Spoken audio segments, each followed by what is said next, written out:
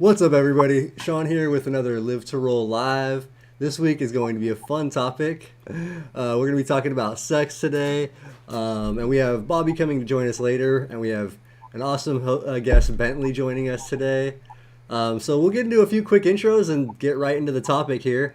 My name is Shawn. I am a C5, C6 quad from a snowboarding accident 18 years ago now. Tom, why don't you go ahead, and then we'll... What up, everybody? Happy early Valentine's Day. We're going That's to get right. things started off with a little spicy topic. I like these topics. They're fun and, they're real. And it's stuff that everyone, following up their injury, wants to know, needs to know. It's important stuff to talk about. So I'm excited for this one today, too. Everyone, I'm Tom Conaway. In case you haven't seen the show before, I'm a C5, C6 quadriplegic. I've been paralyzed for 24 years. Oops, And sorry. yeah, we I have to fix that what up, for you. Bentley? That's perfect cue. Toss that over. Do you mind introducing yourself for us? Yeah, absolutely. I'm Bentli There we go. Blaze. I Damn it. have I'm up on my ninth year. I was injured in 2013. I was a victim of gun violence and a domestic violence injury incident. And so I am an L2, L3 incomplete injury. I'm a paraplegic. Well, we really appreciate you being here and offering that lady perspective. It's definitely important to hopefully some of our viewers out here always, stuck listening to us guys talk. We really I know. appreciate you being on here and, offering the different perspective for us because it's super, super important. Yeah, Um, and there are, Absolutely. yeah, there's a ton of women out there with SCIs and disabilities as well. So it's, we're not all guys out here. Big uh, shout out to all 26 of you watching out here. Appreciate you guys. Please, in the chat, feel free to ask any questions. If there's anything specific you want us to touch on, see if we have any experience on or are able to talk about, please feel free to do so. We love to interact with the chat. I really appreciate all you guys being here and supporting us and being a part of this. Heck yeah, yeah. So, Thank you guys all for watching. do you want to thank the sponsors real quick, Shawn, before we do get started? That way we can just keep the ball rolling. Yeah, for sure. So yeah, let's thank our sponsors real quick. Mobility Professionals is one of our main sponsors here, and they are just a Southern California based um, mobility company. So anytime you need a wheelchair, shower chair, any of that kind of mobility equipment, they Yeah, can help you they out. they are experts in rehabilitation equipment, everything from wheelchairs, like Shawn said, shower chairs, standing frames, stuff like that. Um, they are the ones you go to for your Southern California wheelchair needs. They're awesome people, And awesome company, huge supporters of the community and us, so we love and them. then Yeah, and then this is their sister company, Urology Professionals, which is specifically for catheters and urology supplies, and they're national. So anywhere in the country you guys are, you can order your catheter supplies, and they're a really cool company. Like we said, like Tom was just saying, they're friends of the community. They're out here supporting us all the time at different events and stuff. Yeah, and their Um, mission is to, be as knowledgeable as possible to help enable your independence and success in life, as much as possible. And they really, really, go the extra length to try to do that. Awesome, awesome companies. So if you guys are looking for, some specific needs in that regard, please go and check them out and let them know that Trill sent you. We appreciate you. yes, thank you very much. Thanks, guys. And what's up, Nicole, Quad Life, everybody else in the chat. John, we appreciate you guys. All right, so if you guys want to get into it, the first Now, question. I do want to just jump right in. And Bentley, if you don't mind, I'm going to put you on the spot to start out.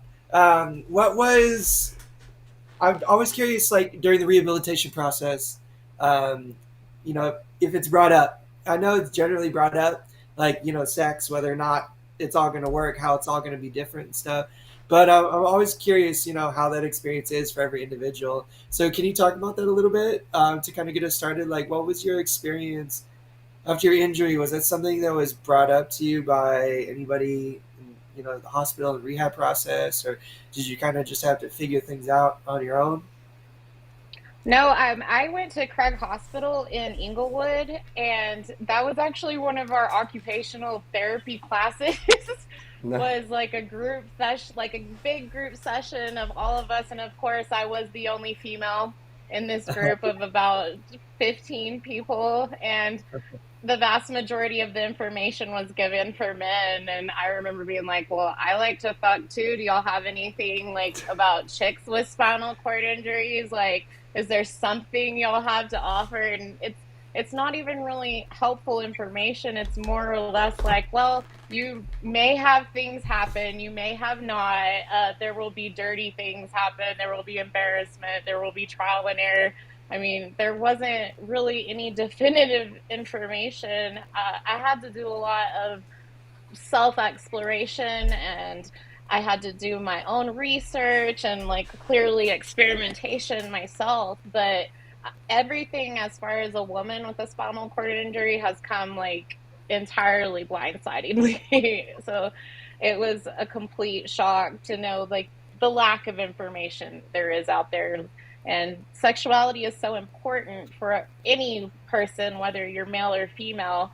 So it was a big, huge part of my healing and my own journey to start understanding how all of that is possible and how things potentially could work and be Wow. different. It may not be like the conventional way I used to get dick down, but like I can absolutely still have a good time doing what I do. Yeah, totally. Yeah. How about you, Uh, Shawn? What was your rehab experience like following that stuff up? so I mean, I we didn't have a full occupational therapy. We had like one. I had one day where they brought in like a video that was like 20 something years old. It was super outdated, and had very little information. It had basic sex information, but it had nothing about like orgasming, ejaculation, anything like that as far as, and nothing for females. I definitely don't remember anything in there for women for sure. It was pretty much all male based. But it was like, I mean, I don't know. It definitely wasn't very like, um, there wasn't a lot of knowledge to be gained there. I pretty much did learn, like, same as Bentley, kind of like, I mean, I guess I learned the basics from that, but I learned a lot from the support groups. And then honestly, I had a friend, one of our friends, Mike, that I play rugby with, gave me a video after a support group one time, and I was like, "What is this?" Like, it was a VHS video, and it was from this Ferdy Care company that makes like a male vibrator that makes you be able to ejaculate after spinal cord injury. So like, that was never even talked about or introduced in the hospital or anything that like that was a possibility. It was like, go see your doctor, and they can probably like, prostate, like, whatever, stimulate you and get, would like, I don't know, that wasn't even a thing. So yeah, that there really was very little information at all in the beginning. Yeah, I just did my own research, tried to, once I found out about that and learned and ordered that thing and just started figuring out like how that worked and how it all worked, I definitely also like just tried to explore myself and figure it out, what worked and Yeah, for what. anybody that might not be super familiar with Shawn just was referencing, he's talking about like vibratory stimulation, which is like a common method for guys generally. Not sure so much for females, but causing like orgasm or ejaculation can generally be achieved through vibratory stimulation. Not by everybody, but it is an effective method for a lot of guys after paralysis. Um, Now, Furticare is like a crazy expensive brand, And you and have to like have a prescription, and it's it's seven, like yeah, a 700 medical bucks, and device. you can And buy I a don't know, wand it's kind of massager. weird. Like seriously, it's like $700 or something crazy like that. I mean, back in the day, it was. Now you can get a lot more affordable sex toys that can achieve the same thing. Basically, when it comes to like vibratory stimulation, you're looking for like a high amplitude vibrator. Not so much like the frequency, like the speed of it, but like the amplitude of the vibration, so the intensity of the vibration. Um, that's what the Furticare does different. But the reason it's a medical device is because it has the potential to cause dysreflexia, which is like a Yeah. common side effect for uh, men and women with spinal cord injury after orgasm. It doesn't affect everybody, but it affects a lot of quads specifically. Not sure the data on paras. Um, but maybe we're getting a little too off topic. We're going to be talking about sex toys a little bit later in the episode. And I just wanted to talk about my experience a little bit too. I had a bit of a different experience. I was injured when I was 4 years old, and obviously I didn't get sex talk when I was in the hospital. Children's Hospital growing up. Um, like I was a teenager. I was like 12 or 13 when like I started like hitting puberty, and I didn't really know what the fuck was going on. Like I was, aware enough like that things were happening to teenagers my age. I had like sex ed, but I did have the question in my brain like, how was this all gonna affect me? How was it gonna be different for me? So I was like sitting in these sex ed classes, in middle school, like um, like having some really serious questions and thoughts, wondering some stuff. And I didn't have anybody to talk to about it. Not that like my parents are awesome. They gave us the birds and the bees talk. And if I had any questions that I was like brave enough to ask them, I'm sure my mom and dad would have been like dope in answering them for me. But I was just, an embarrassed kid who, did like feel like some of like the shame and the taboo like surrounding the topic. And the internet was my refuge, thankfully. I had a laptop and I was savvy enough to like start to explore some forums and CureCure.net. The Rutgers University has a SCI forum that's organized by Dr. Wise Young, who's a prominent doctor in the stem cell community, like research community and spinal cord injury community. Um, Incredible, amazing forum for all knowledge spinal cord injury. But they had a relationships and sexuality section that had a ton of information and lots of questions that I could ask or other people had asked, and it was just an awesome resource. Um, New Mobility had a forum on their website too. It was like attached to the magazine. It's similar. I was just like doing a bunch of research online, figuring shit out on my own. And then as soon as I moved out, I could never like have a vibrator like sent to the house. I like, explored like masturbation and stuff, and like figuring that out. Just because I was like a horny teenager and like wondering if my body worked. But I like told Shawn this story before. Like I think um, I had ordered. My mom and dad like stayed with me for like a week after I moved out to help me move me into my apartment, and like I think I'd ordered it like a couple days before they left, so that it would get here like almost as soon as they were gone, because I could never like order this shit to like my house before, like it's so funny. But a lot of exploration, and I think that's a big part of this is understanding how your body works yourself before you jump in and try things with a partner. Now, if you're in a relationship during your injury and you have a partner, it's available there to explore. Like that's awesome. Um, and I think that's really fortunate for some people. But there's a lot that can be gained or achieved just like exploring on your own, trying to understand how your own body works, trying to figure out what works. Um, and that can be tough. That can be really tough as a quad, especially when you rely on caregivers and shit like that. Like I remember my uh, my brother and sister were like very athletic and they were always doing sports. So like some weekends, like my mom and dad would be like at one tournament with one, sibling, at another tournament with the other. And I'd have the house like all day by myself, and like that was the only time, like maybe 8 hours once or twice a month, where I had some time like alone to explore that kind of stuff, not having to worry about family members being around. But I think that's important, finding that time, figuring that stuff out. Now I'm going to stop talking. Do you guys maybe want to speak to your experience a little bit with that? Like how do y'all get down after your injury? Having like family members around and caregivers and shit. All right. So I actually have a funny story about that later, but um, we'll save that for the end. We're doing some funny stories at the end here. But yeah, no, that was hard for sure in the beginning because like I was living with family. I like it was that I had to have my brother open up the package because at that time I couldn't really open packages when I got that Ferdy Care. So like it was and I had to just like, oh yeah, just open it, don't worry about it, just cut it open, just leave it there, don't worry about it, just leave it there, because like I was still kind of embarrassed like this to like I don't know for any of them. But anyways, I had the same issues, and I've had the same issues with getting it. It's like it's always an issue, especially as a quad, because you can't sometimes get into packaging. So sometimes like I've ordered things and been like, how am I gonna get into, or how am I gonna get the battery into this? Dude, that's so funny, man. Like And the I first have time learned that independence I through sex toys because I think that's how I originally learned how to get batteries into something was because I needed to figure out how to get a fucking AAA battery into a toy. So I'm like, how do I get this in here? dude, So similar experience here, man. The first vibrator I ever bought, like I had to like get this fucking battery thing unscrewed, and it was so impossible. I swear it took me like 5 hours of fucking with it to try to get that thing going.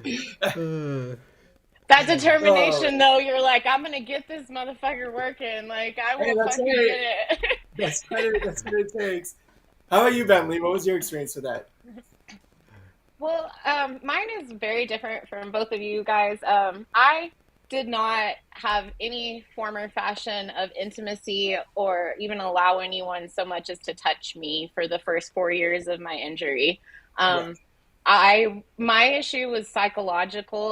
The person that hurt me was my partner at the time, so I really was messed up about that, and I was just really off put about the whole thought of intimacy at all. And about 4.5 years post injury, I was kind of like, all right, like, you need to kind of jump off into the deep end at least a little bit, do something. And I wasn't at my parent, like, I lived with my parents at the time, but the person I did have my first sexual encounter, it was at his house. And it I wasn't really there. I'm pretty sure I disassociated like entirely. Like, there's not really very many lucid parts of that experience. And I was on so many prescriptions at the time and really, really high levels of opioids. So, I mean, it was, I forced myself to go have sex. Like, I was like, this is something I have to do to get better. It was like I convinced myself that I would not be okay until I had sex, which, like, that was not what happened. But I really just was like, okay. And it wasn't an enjoyable experience at all. And I mean, it wasn't the person I was with or anything. We've continued to have a sexual relationship. So it didn't have anything. It's like we'd get faded and hook up like every so often. So it it was just my own deal with it. But I was like, all right, I'm just gonna in, interact with this way. And I mean, it was uneventful, really, truly. dang. Well, That's, since then, how's the recovery process gone? Like, are you still regularly intimate? If you don't mind me asking, like, feel free to um, just say as much as you want. Oh, Um, I'll but, be candid. I have no problems. Like, I I have to elaborate a little bit and give a little back detail. So I After that encounter, I didn't end up sleeping with anybody for a while, and then I had a friend that I had grown up with, a childhood friend I slept with regularly. Like we were like together, but not really. But we slept together for a year, and I got to kind of explore things. And I mean, he was a childhood friend, so I was comfortable. I got to kind of explore, but we weren't exclusive or committed or anything. So I also had other partners and stuff on the side and stuff. And then my best friend passed away unexpectedly, and I did not handle that well at all. And I went on a full blown hoe phase all over again. Like, in my early 20s, like, that shit was like a vengeance hoe phase type thing. Like, I was getting back at an ex.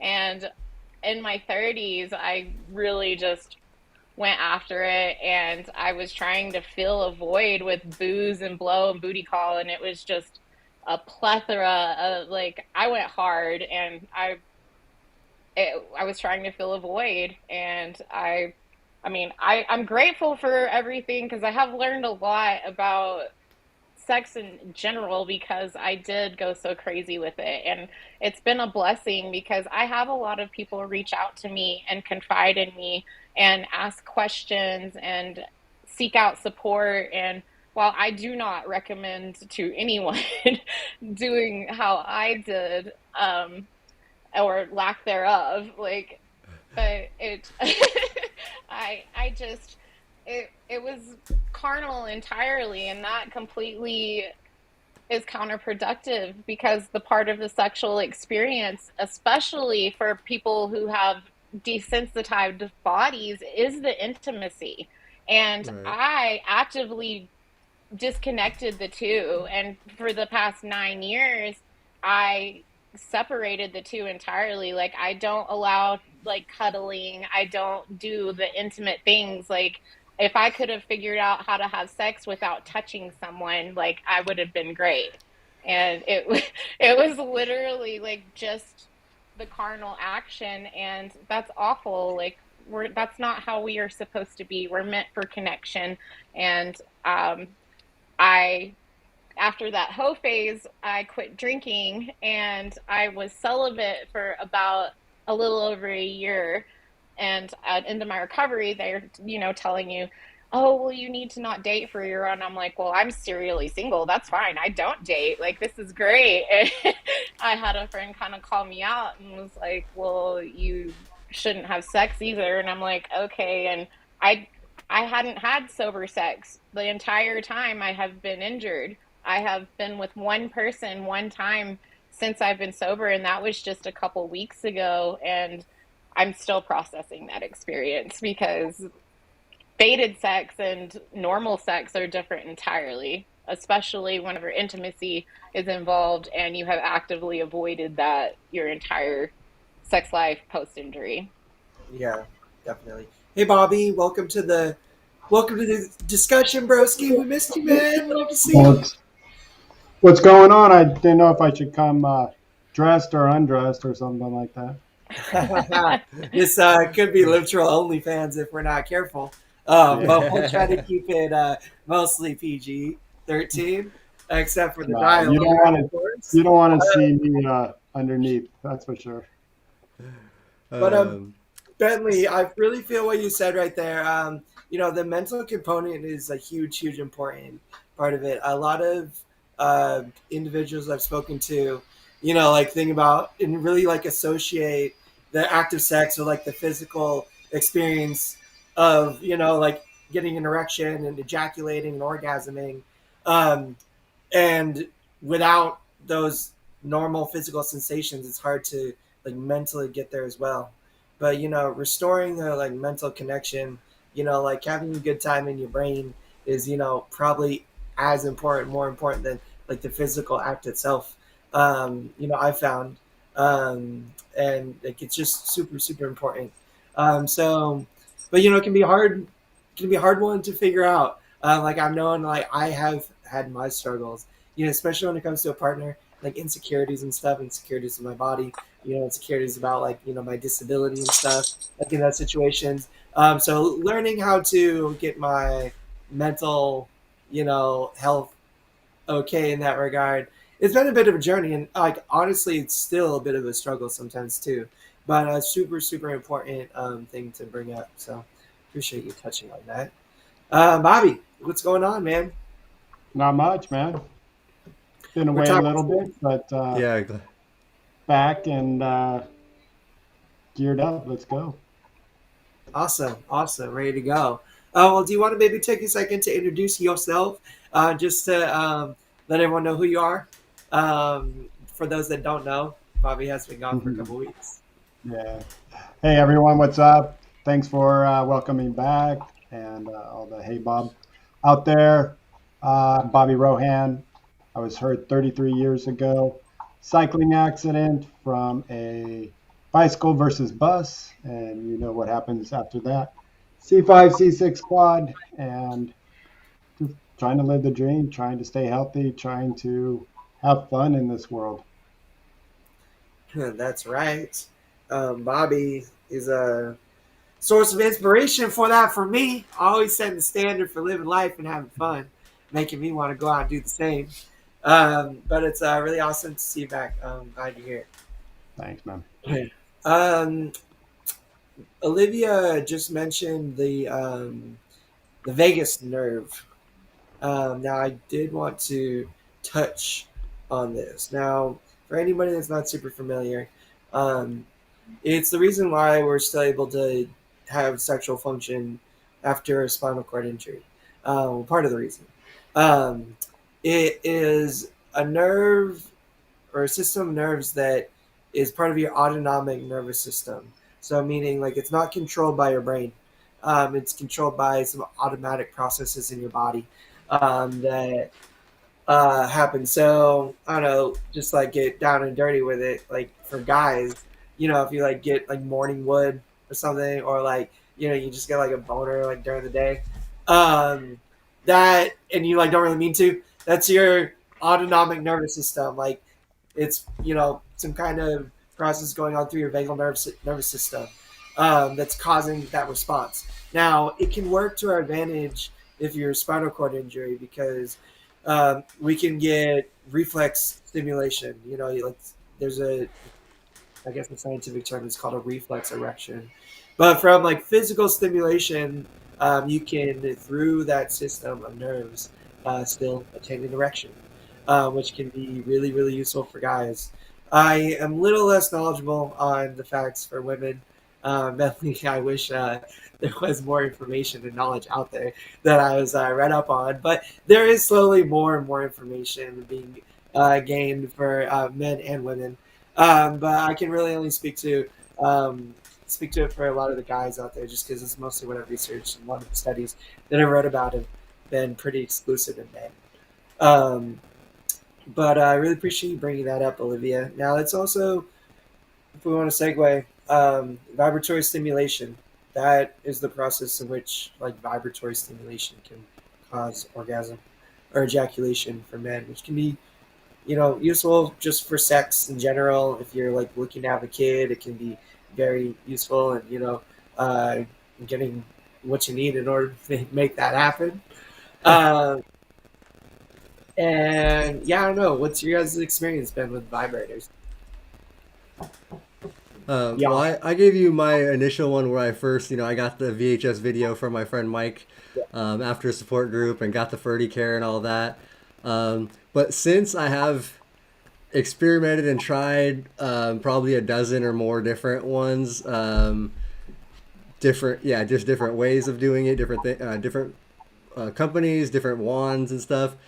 For me now, I've found the cheaper, easier method is using just the Hitachi Magic Wand, which is good for females. I don't know if it works for females with spinal cord injury, if it still is like stimulates. I don't know, Bentley, but that's what works for me and for guys. And they actually even make an attachment that's made like it's a penis attachment for it. Like they actually make a sleeve for it that's made for male ejaculation or like I guess I don't know if it's made for spinal cord injuries, but sure works good for.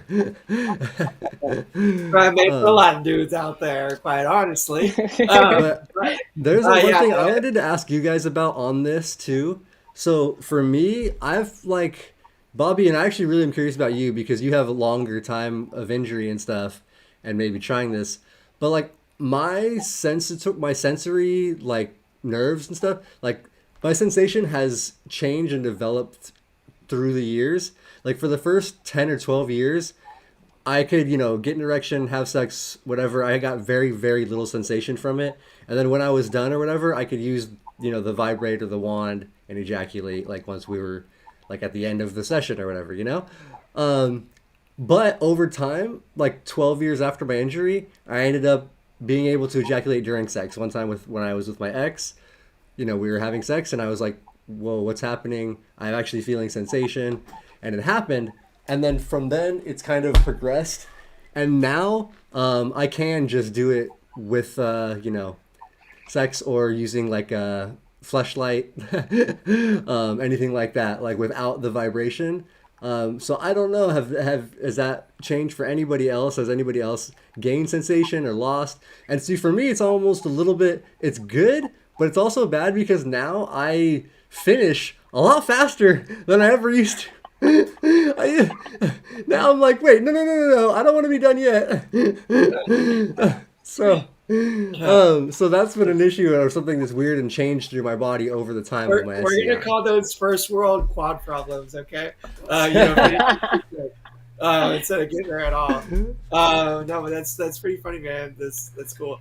I have experienced something similar, but I want to hear Bentley's experience, if you don't mind first sharing. Yeah, I went like super overboard when I moved out. I have been living in my house that I'm in now for about 4 years. So, a little less than half of my injury, I've been living independently by myself. And I got all kinds of shit to try.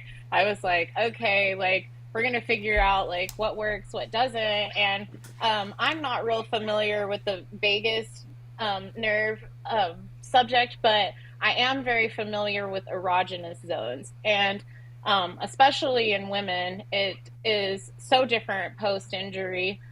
You can get, oh, I'm so sorry. I have foster puppies, so if y'all hear barking, like, I'm so sorry. No problem. And We're pet so, friendly. like, they're like, how inappropriate. But I got all kinds of stuff, and like, I found out, pre-injury, I was super into masturbation. Like, I didn't even care about like having sex with a partner because I was so in tune with my body and all of the things. And now, I prefer to have a partner to do stuff with, and I'm not as into exploratory type things. Like, more or less, I am surprised at things. Like, my partner, whoever I happen to be with at the time, I'll be like, oh, well, like, that's a spot I didn't know like would feel good, or oh, like, and again, like, I was mentioning to y'all, like, they didn't completely go wasteful because I did have partners that would use them and stuff, so it wasn't entirely wasteful. But I spent so much money, ridiculous stupid money, on things that I like tried once and was like, well, this is stupid, I don't need to Oh, even I got a keep bunch this of those too, anymore. Bentley. Like, so I just was like, okay, like, I need to like pinpoint exactly what it is. And I was quite versed sexually anyway. I have always been hypersexual. I've been very in tune with so many aspects of sexuality since a very young age, and so I've been very explorative, and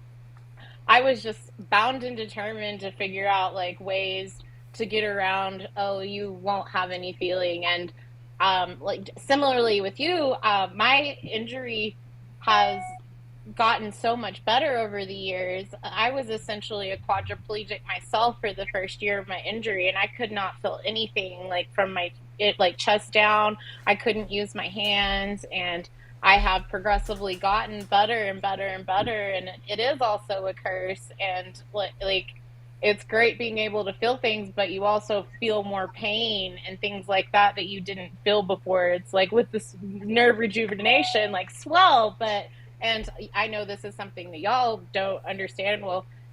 When until I started incorporating my emotions with sexuality, I had not experienced menstrual cramps at all in my entire injury. And now that I know how to love again and like actually feel shit that I have been actively avoiding, I actually had fucking cramps, and it was the most Crazy. annoying thing ever. I was just like, well, this is horse shit. Like, I can feel more, so sexually it's great, but it's like, well, this is a crock of shit. Like, I thought I had a stomach ache. Like, it had been the better part of a decade since I had experienced that. So I was like, oh my God, like, that's so cool, but this is bullshit. Like, this is one of those things I could have just left not being able to feel ever again. Like, what a catch-22. That's interesting. That's crazy. I had a similar experience. Like, I mean, over like the last 24 years. I mean, I guess I've only really been like aware of like that stuff for maybe 15 or 16, 17 years. But things have definitely changed over time. Just like Shawn, it used to take me a long time to orgasm. Um, like a while. Um, and I think that was maybe just like early on, like figuring out how my body functioned, figuring out what worked, figuring out my like erogenous zones, figuring out like what stimulated me, and like what didn't work. And that was just like a lot of trial and error. And like when I say a lot of trial and error, I mean like years. Like I would get like erections like fairly regularly, but I didn't orgasm probably till like I think it was like 6 years after like I'd started getting like erections and like trying to masturbate.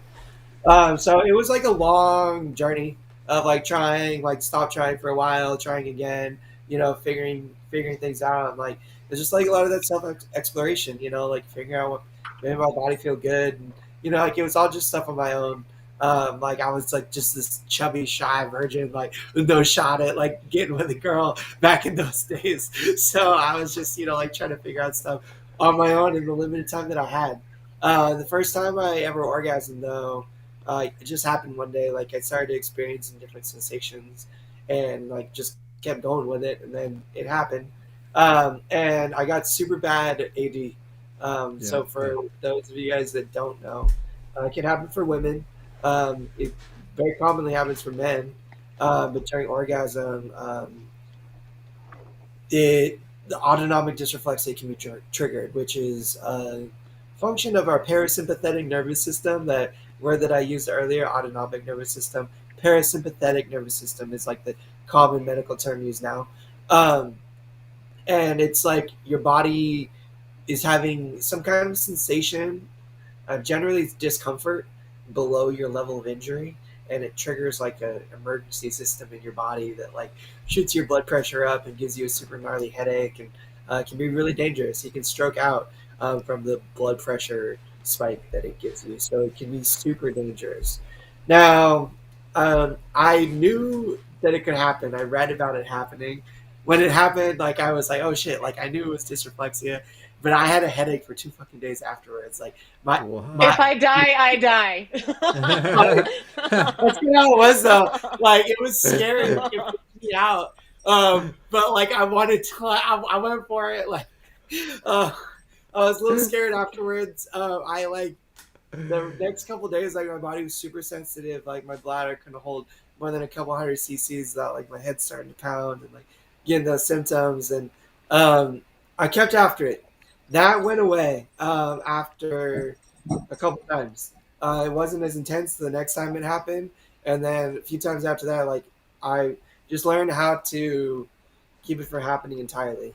Obviously, like using a vibrator or like any kind of more intense stimulation, like there's a higher risk of like causing the AD. So like if I'm intimate with a partner, and it's like we're using a toy or something, or just like whatever stimulation they're doing, like I got to make sure to be able to communicate to them, like, hey, like you gotta stop. Until you stop, you gotta stop. I don't want you to like give me, like an AD headache like right after, or like even worse, cause like a more serious situation.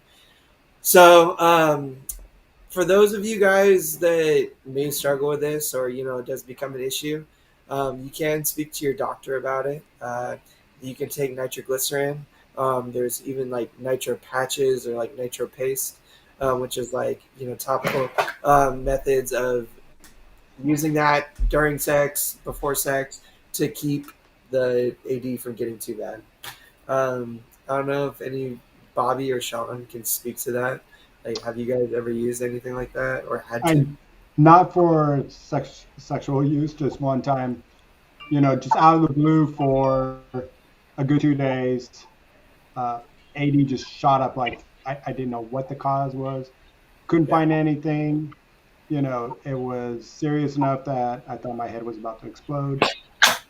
One of the treatments was that, and just rubbing a little bit of that on my chest.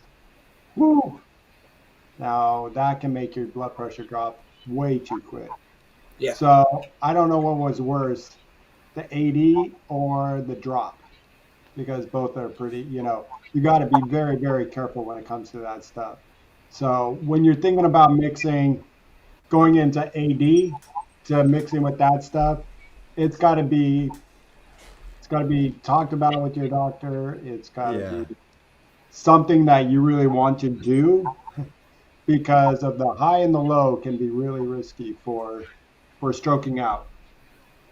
So Yeah. that's the I've only thing actually about I've never done the nitro but like Bobby just said, I get a low anyway, so I get that like the high spike a little bit, but then afterwards my body goes into a like kind of a low. My body is extremely relaxed.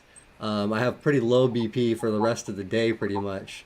Um, and so I would be afraid to try any type of nitro or anything like that, just because, especially after hearing Bobby say that. Yeah. So, I've taken the pills, not for any purposes involving like intimacy or sex, but just to combat some bad AD that I would get from time to time. Like I have it on hand, just in case like it's an emergency and I need to use it. And for anybody that's like wondering, in case like nitroglycerin, it's a vasodilator.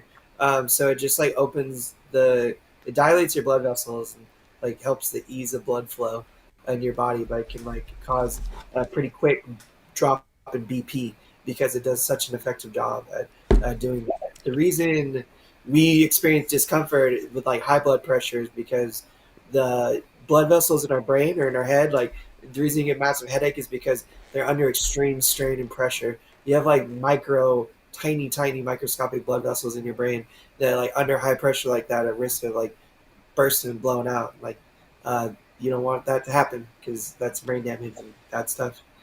Um, so that's like just the more sciencey stuff we're talking about here. I've always just been very careful. More intense stimulation is generally what causes AD, or if you have something underlying going on. If I'm like having a bladder infection or like yeah, other body issues and like my AD is already kind of funky, and then like I try to fool around and like have an orgasm, that could be dangerous. And like I always like make sure like I'm having issues like that, just don't do that until I get my BP or my AD worked out, because that'll usually be what causes it. Is maybe if I'm even not aware that something else is going on in my body, and that can just cause like a more intense episode of AD. And I'm not gonna lie, you guys, like maybe sounds kind of stupid or foolish, like why would you risk that? But I've had a couple pretty scary episodes of AD from it.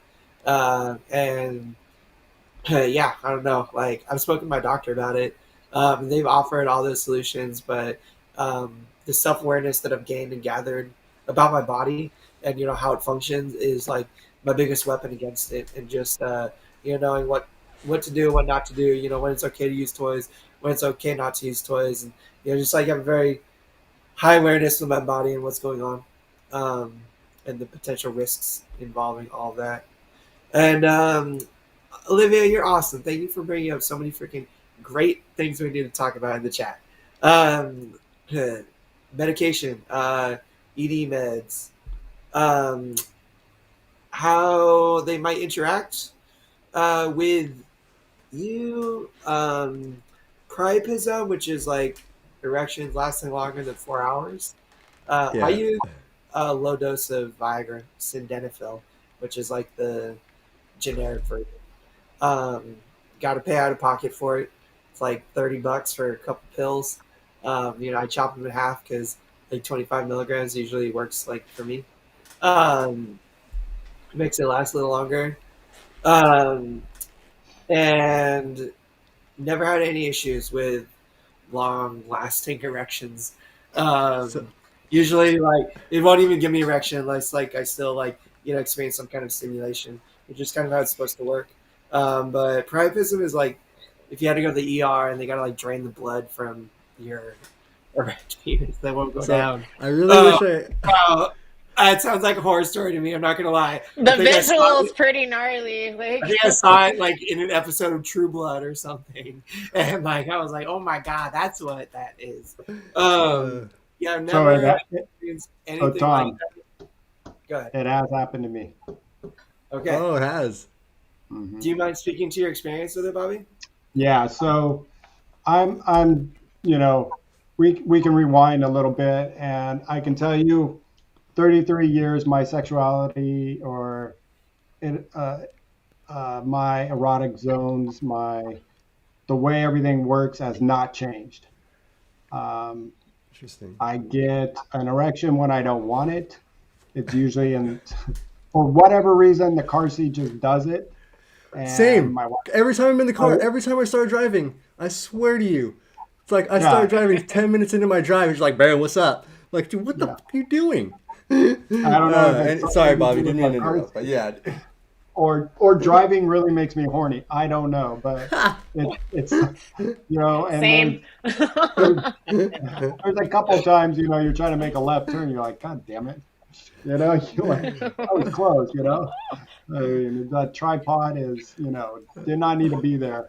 Uh, I get the morning stuff, but that does not last very long. Um, my choice of, I might do a Viagra. I might do my choice is a 1 a day low grade Cialis, they call it. It's five I've never milligrams. You tried take it that. once a day. And I can take that for a week. And then for 2 weeks, it's like everything's great. In fact, it's too much sometimes. Um, that's what I'll do. So if we're like, hey, it's, next week's Valentine's Day. So then I might start doing the Cialis and ramping up and then stop it for a couple weeks. And then whenever we get in, like, hey, let's start taking your pills. And then I will, because unlike you guys, I've been married now for 18 years, just celebrated 18 years. And, we've Yeah. come to our comfort zone, and I don't need to ejaculate. I don't need to try all we have in the past. And just like you, Tom or Shawn said, it just takes forever.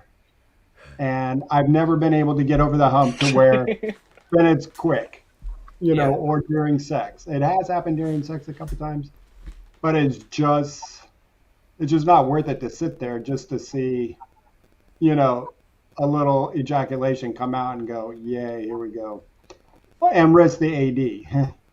So, we're just fine what we do. I feel like when we are in our sexual tension building up, I feel like I did achieve an orgasm in my head um, with my wife. So I feel like that is fine with me, and she knows where to finish in the sense of making me just feel awesome, because during sex, towards the end, all she has to do is, nibble on the ear or anywhere around the ear and neck area. And I'm just like, whoa, that's just too much stimulation. I'm out. I'm out. I'm out. That's way too much. So, we found it that way that works for us, and not to bring in, we bring in the toys for her and for us to play together, but not to be used on me or anything like that.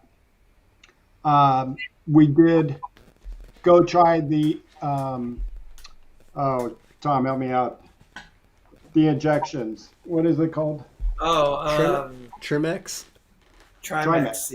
Trimex, whatever. Oh, nice. So we went to my urologist, tried the Trimex. She gave me way too big of a dose. And because I told her when I do have to take a Viagra, I'm not like you, Tom. I have to do the full 100. And then, Okay. Yeah. then it's the next morning. It's like, strong as bull. And Yeah.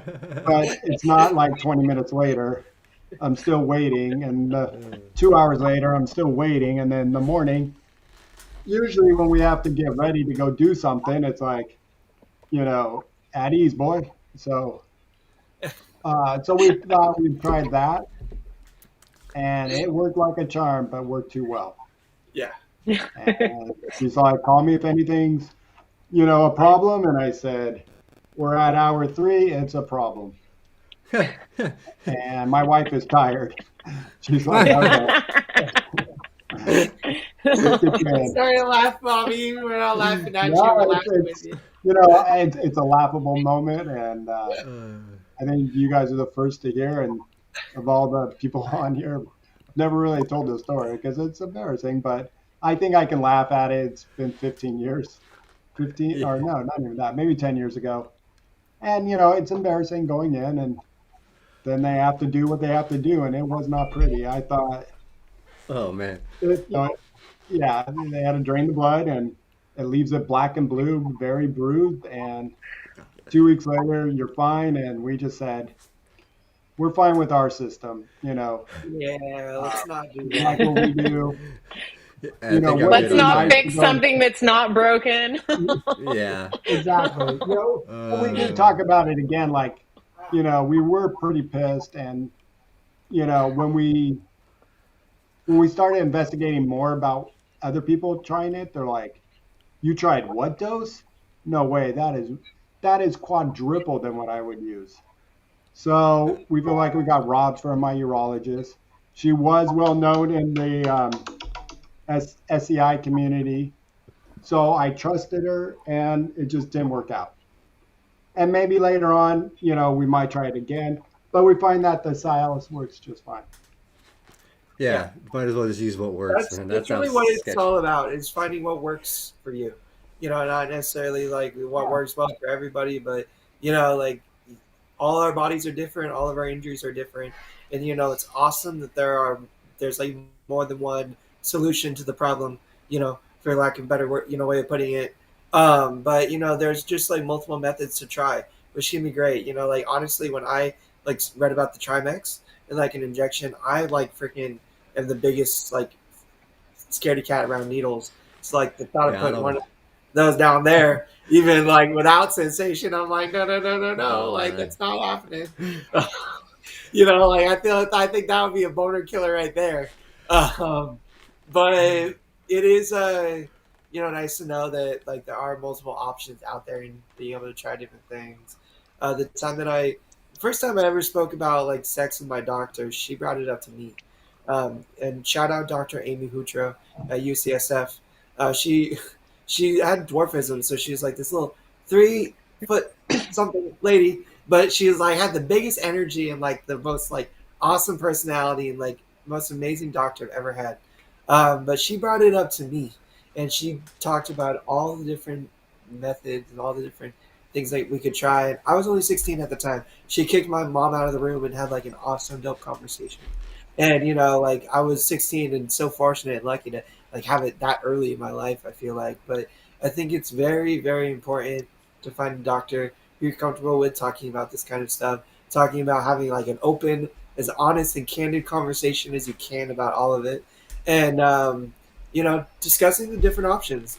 And outside of medication, there's like devices that can help. Like erections last longer too, like cock rings and things like that. Um, which you can Google, research, explore. Devices you can use with a partner to help erections last longer. Penis pumps, all kinds of crazy stuff. Um, and again, we could probably go into more detail about it if we wanted to. We only got an hour here. Let me tell you, there is a ton of information online regarding everything that I just talked about and more. If you guys are having issues researching stuff on your own, please feel free to reach out individually. Happy to talk about whatever, share links, share information. Um, I will say for vibrators, the thing that you want to, it's like the most important thing. It's what makes the Furticare different than like other vibrators, but now you can get it in like consumer, like level, like cheaper functional things. You want a high amplitude vibe, like that's the height of the vibration. So how much like the vibrator is moving, not the speed at which it vibrates, but like the height, the amplitude of the vibrator. Now you can usually read about that stuff and like the specifics of the vibrator, um, but the one that's probably most well known is the Hitachi, the magic wand. It's like the name, Wall, WHAAL. They're like AL Wall. Sorry if I'm getting that wrong. Shawn can maybe link it. They're another like really cheap consumer brand with like a high amplitude vibrator. I think it's mostly used for like muscle massage, What's but the come on, landscaper's number, Randy? I, um, yeah. Number? that I found can be too intense, and it doesn't have much in the way of like way to like modulate the speed too much. So Uh, a pro tip on that, on the ones that are non-adjustable, you can actually get for pretty cheap. You get a light dimmer switch. So it's a dimmer switch and it's like a slide dial, and the slide dial adjusts how much power is going through it, and it will actually adjust the vibration level of like how intense it is. So if it has like yeah, one or two settings, you can actually fine tune it and adjust with one of those. And it's like $10. You can It just goes in Uh, between your plug. Jeremy just said the brand, so shout out Jeremy. Thanks for coming through for me. My biggest problem with that, Yeah. Shawn, is I'm not buying a fucking dimmer switch or like dealing with plugs or wires or like big old like vibrators, like industrial sized vibrators. Like no, like it's too much for me. Like I'm sorry. Like there's a time when I did that. And like I explored it, but like as I got older, I'm like I can't be doing this every time. Plus, like it's such a process to get it out, put it away, hide it from my caregivers. Like so I can't be doing it. Now, Trojan, like the condom brand, they like have a bunch of sex toys too. I found a handheld vibrator that just takes like two AA batteries that does the trick. It's like a small thing, can wield with one hand. Is a lot more functional and easier to use, and like realistic. I don't know if it'd be like workable for everybody, but I just wanted to like say that because there are handheld, more portable, easier to use vibrators out there, that you can get. I think it was like 50 or 60 bucks. Like, as about as consumer as you can get. Again, I don't have like the specific name. It was like years ago that I bought it, and since like it doesn't work anymore. Moved on to different stuff. But just message me, if you guys are like super curious. I could point you in the direction of some that might be more functional for a quad or a pair, like a higher amplitude vibe. Um, The buttons are important for a quad because I was gonna also bring up so the Furticare, like you were saying, that they're like they have that frequency, whatever they're claimed for. There's a company called Hot Octopus that's like you see a lot of you guys I've seen post in like the different Facebook groups and stuff, and they make some toys and they claim to have the same like oscillating, vibrating head in there that does whatever. Um, but to be honest, I bought one, and it's one of those toys like Bentley was talking about. I used it twice, never worked. It's been in a junk drawer. I don't know. It's gone. It was $100 waste of money, but it might work for other people. So I don't know. But the other problem with it was the buttons. It was so hard for me to work. There's little tiny buttons, and I'd have to like push it in like really hard. Like so, functionality of buttons is like if you're trying to do something like especially if there's any type of lube involved, which for a lot of these things lube helps so you don't because it won't irritate your skin as much. Buttons are important on these things. yeah, this is like something important to say. Like AD, any kind of like intense like genital stimulation, like put you at risk. But that's because like your body could be experiencing like high enough level of stimulation to like be causing some discomfort as well. Be mindful of your skin. Never use any kind of toy like for too long. And like be reasonable. If you're sitting there like for a couple hours trying to make things work, like you might like be at risk for some like you might want to tone it down a little bit. Give your body a chance to recover. Just any kind of intense stimulation for a long period of time on the same area like could be damaging or detrimental. I personally have never had any skin issues in that regard, but I also, like listen to my body. I don't like go beyond what like I think it can take, and just like pay a lot of attention. And yeah, lube is your friend. Like never, you can never have enough lubrication. I will Like, admit, I I was say gonna say, that I with will a admit, go ahead, Sean. I was gonna say, I will admit that in my early Furry Care days, I did one time wear this through the skin a little bit. That's when I realized that lube was like I gave myself, I had to give it, I had to give it a break for a few weeks. Let's just say that. Yeah.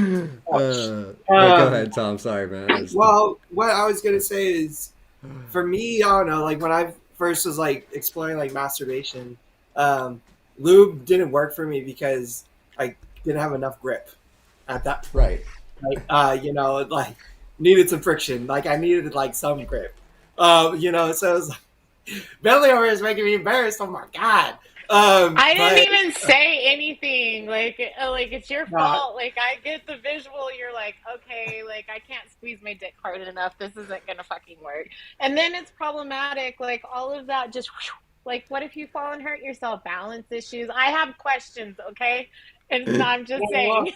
hey, I think it's important. Like I was just joking around. I mean, I do feel a little bit of embarrassment talking about this stuff, but Don't I be, do. don't be. No, Yeah, I do make a point to. I'm just trying to be as honest and transparent as possible because it's super. And I love that, and I Like, want that. I don't want you to feel like I wasn't ready. no, for sure, for sure. But hey, we're all here sharing, disseminating like meaningful information. That's what it's all about. But that's why I wanted to bring it up. Like lube in that instance, like for me when I was like trying to figure things out, still now, like if I wanted to masturbate, like I wouldn't use lubricant. I also wouldn't like, I'm mindful enough of like my skin and like sensation wise, like like I don't think I'm at risk of like causing any damage either. Um, but when it comes to penetration or anything like that, definitely lubricant can be helpful, beneficial, and also I don't know, like you just really have to pay attention to yourself, listen to your body, um, and yeah, sex toys are your friend. I don't like the taboo surrounding sex toys. I think it's foolish and silly. I I can understand the unique, embarrassing nature of it. Especially like trying to balance everything around caregivers and stuff. Like shit, like I've struggled hiding sex toys in my apartment for a while now, just because I live in a tiny space and like there's not a lot of accessible places I can access. When I need to, but sometimes you just gotta let your freak flag fly a little bit. Like, hey, don't be nosing around in my shit. Like, if you come across I'd something. leave that shit out if I was you. I have no shame. It's like you're in my dwelling. Like, sorry about your bad luck. You're seeing my toy. Well, At least I'm having fun. that's how I've had that mentality a little bit, but it's also like I do want to be respectful of like my caregivers coming in and out of my place too. Like I don't want to be rude to them, being like, like that's kind of nasty. Like, why don't you put that shit away? But like I just have like my little Pandora's box. Hidden away. Everybody has a fun drawer. Everyone has a fun Exactly. drawer. It's the fun drawer. That's a little bit out of the way. Like speaking on the matter earlier, like I have a magic wand, like a Tachi. I don't like wires and having to deal with that stuff.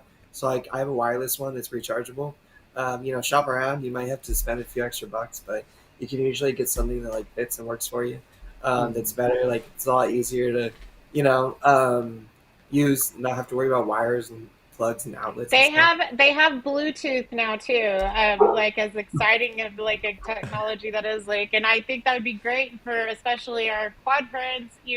All you have to do is touch your phone and do all the settings. It's all connected to your phone. You just download an app. Like it's pretty Totally, dope. Bentli. Like the fact, like technology's your friend. The fact that there's like phone controlled toys and stuff now is not only awesome for using stuff yourself, but also potentially with a partner too. with the partner. I was gonna say that.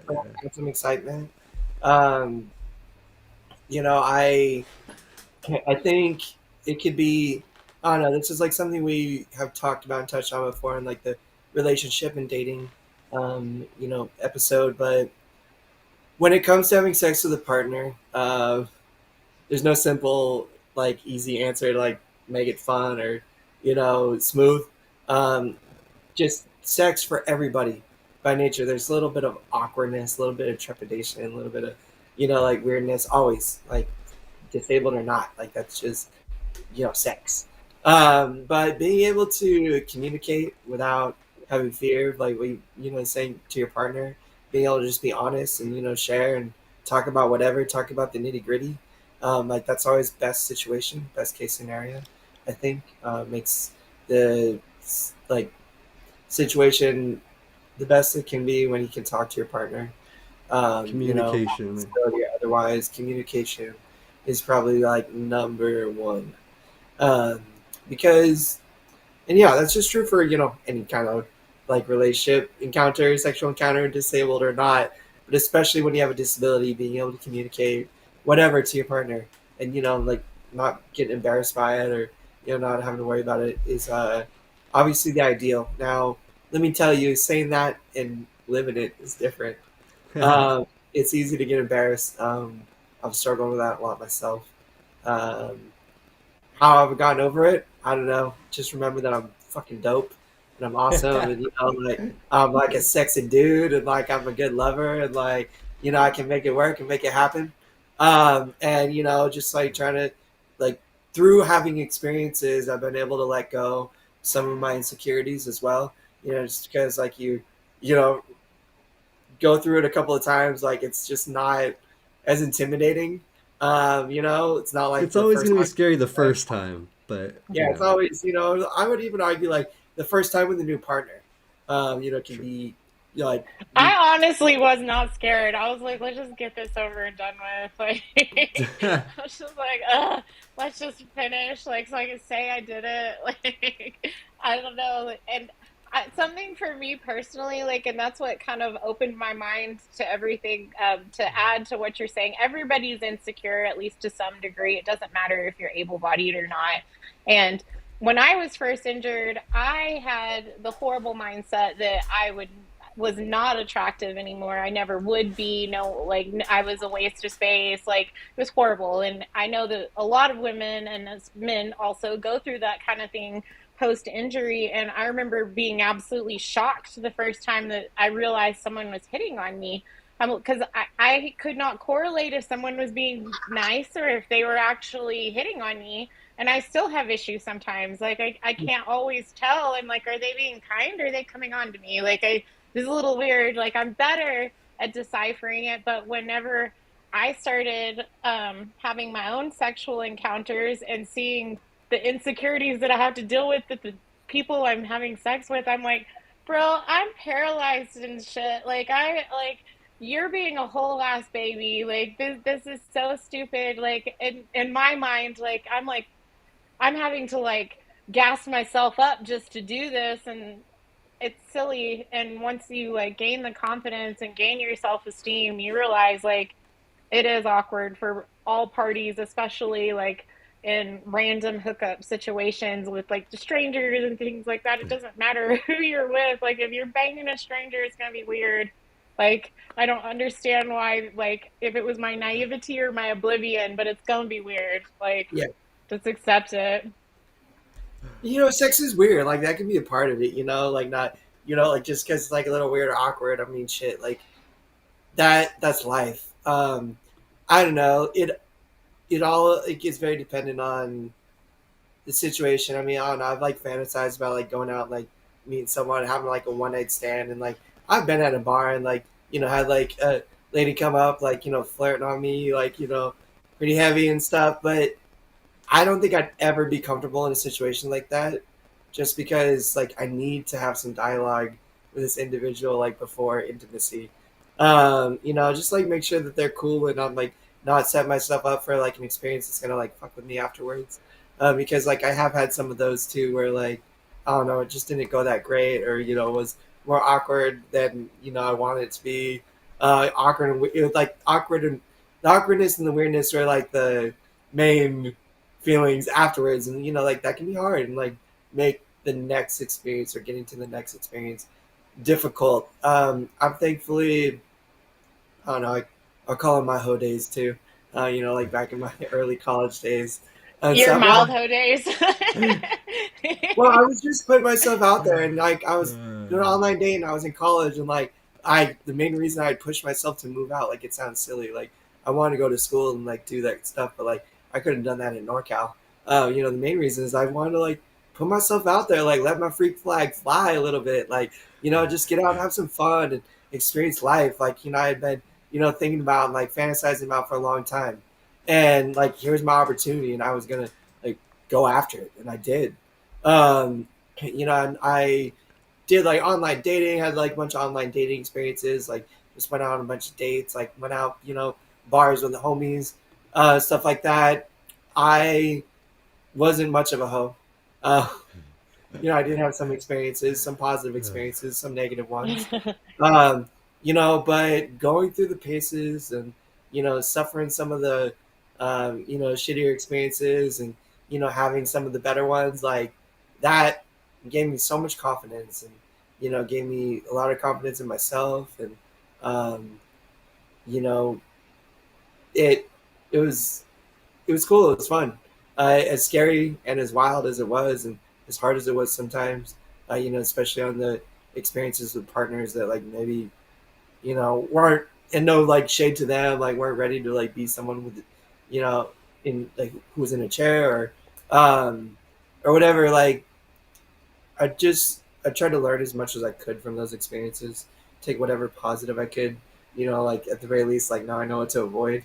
You know, now I know like what's a I red know what flag. I don't want. Exactly. And I don't know, like I want to be delicate with this topic because I want to be respectful to my current partner. But like I am dating a beautiful woman who also like happens to be in a chair too. And that's like I'm sure like a lot of people think about, you know, when they find out we're dating, it's like, well, how does sex work?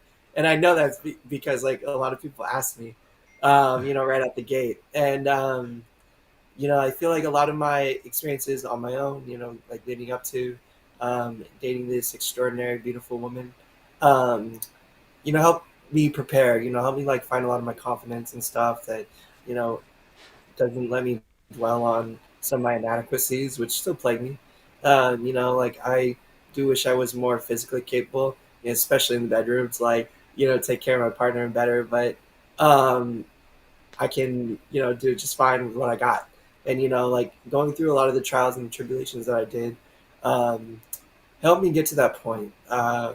And I do struggle still with some insecurities, and I'm not sure I'm ever going to stop. But, you know, they don't overwhelm me like they used to because I was able to, you know, navigate a lot of them, you know, during those dating days and those early experiences and interactions, positive or negative or a little bit of both, and you know, help me grow, figure it out. And I'm not sure if that was like your guys' experience at all, like dating and relationships and hooking up and stuff, but I don't know. Sex is like a very important uh, aspect of relationship, but going through what I did, all my experiences and stuff, like let me help take some of the pressure and the weight off of it too, which like helped me have kind of better, more relaxed experience, I think. But Shawn and Bentley and Bobby, what do you guys have to say about all that? I don't know. You know, yeah, after I first got hurt, I was 17, you know, just a little bit older than you. Uh, I had girlfriends in high school, nothing serious. It was high school. And then did the whole 2 years rehab, trying to figure it out. And then all of a sudden somebody came across and we dated. So the first person who I was with after my injury was a longtime girlfriend of 3 years. And I thought she was the one. This is going to be easy. I don't have to go through all that other crap. And then we broke up. And so, you know, here I am, early 20s, and kind of did your route, Tom. Said 20, let's go have some fun. Yeah, Some were good, some were horrible, outright horrible. Like, why did I'm not sure why you invited me over. What, what did you think was gonna? I don't know. So you know, they just once they saw a transfer, it was like all downhill from there. It was like, okay, but you know, things happen. But it taught me a lot to figure some things out. And then when I met my wife at the age of 30, and she was fun. She from her ex-husband hadn't had much of a sex life for a long time, so we had a lot of fun. And then, you know, I'm not going to be that person that goes, "Oh, now you know it's that marriage type." You know, after 10 years, it slows down. Life, you're taking care of a house, you're taking care of kids, you're going to work, you're just, you know, it's on your mind, and it's, you know, the weekends and having fun, but it's just, it's not the forefront of our life. And we take the time to, you know, to be intimate, but luckily I just don't have to worry about, um, you know, I have my partner and she's there every day.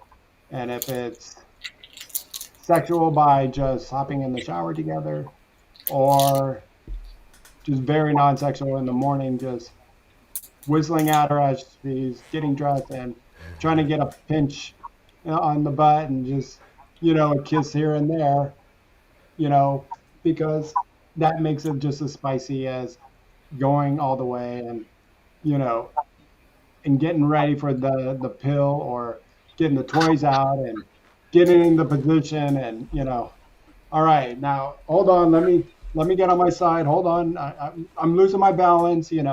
So we have our own way of doing it, and I mean, I thank God I'm just comfortable where at the age of 50 with a partner. I'm just glad I don't have to worry about it as much as some people do. Yeah.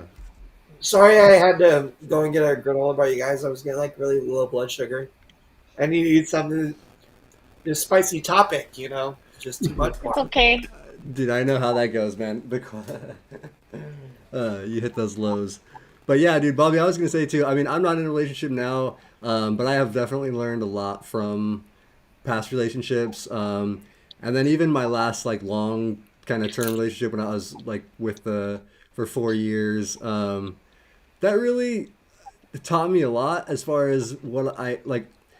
I've realized that I can be happier by myself than in a bad relationship, so that I'm just totally cool waiting until I find something that's going to be right.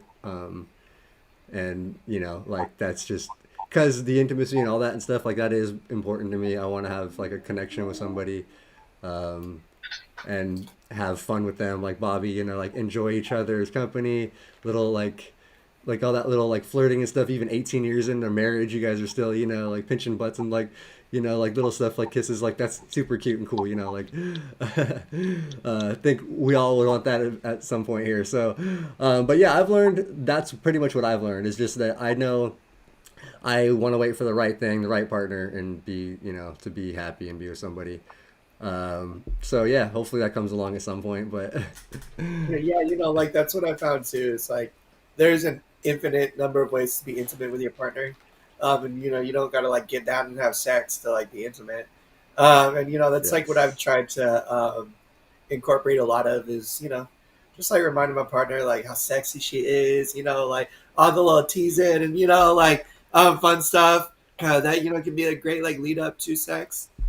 Um, but like those like moments of intimacy, even if like you don't have sex, can be just as special, just as important, just as meaningful as sex, and that's where we get caught up on maybe like the more traditional definition, like what is sex even? Like if I'm naked and I'm like handsy with my partner, does that count? Like, does stuff got to go in things or like what, what's the deal? Um, and I think the definition is what you make it. What you and your partner make it. I'll tell you what, like I've done some pretty wild, awesome, sexy, crazy things, and penetration was never involved. Like does that mean like I didn't have sex? Like I don't know. Does it really matter to me? Like fuck no. Like I don't really care. Like I had a good time, and like my partner had a good time, and that's all that matters. Like that's the only important thing. Not getting too much caught up on like the definitions of what is or what isn't. It's what you make it, and I think that's an important thing. Um,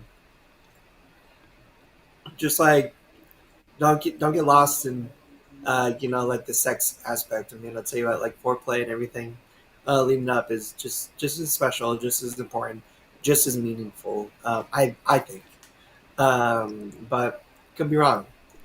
Uh, yeah, no, no, it is for sure, 100%. And I think Bentley, I mean, you're the female here. I assume you agree, but maybe not. what do you Well, and think, I Benny, mean, about this? well, absolutely. Like, I agree 100%. And it's just, I'm reflecting on all this because, like, I've had a lot of sex. Like, I, like I said, went completely opposite, and it was just sex. There was no connection. There was not intimacy. Like, as far as I was concerned, like, unfortunately, I have a lot of fucking people I've had sex with that, got the wrong idea. Like, I've very much been open about it always, though. Like, now I am not this way, but at that time, like, I didn't want a connection. I didn't want to be with anybody. So I was what I called ethically non-monogamous. And, you know, like, you're like, you put the honest, like, you put the hoe in honest, like, you're like doing your thing, like, you know, but you're like, you're honest about it, like, and you tell, you know, like, this is what it is, like, so. And it's easy to fuck someone, like, it's so easy, and especially if you understand human anatomy. And I'm quite educated and very well versed, and like, I can make a motherfucker come, like, and it's not even like I'm I'm just saying, like, it's that's not difficult. Like, making love, like, especially for me, is like a foreign concept, and I'm actually healing from and working on and dealing with that. And like, that's why I keep stressing that point. The intimacy is what's so important, and with what all of you have addressed, that's what makes a sexual relationship so beautiful, is being able to share a trusting connection with someone and be able to have that love and understanding and respect. Like, without that, it is just sex. And like, sex is, you know, sex is just sex. Like, I know that that's what we are talking about, but there's a huge difference. And I went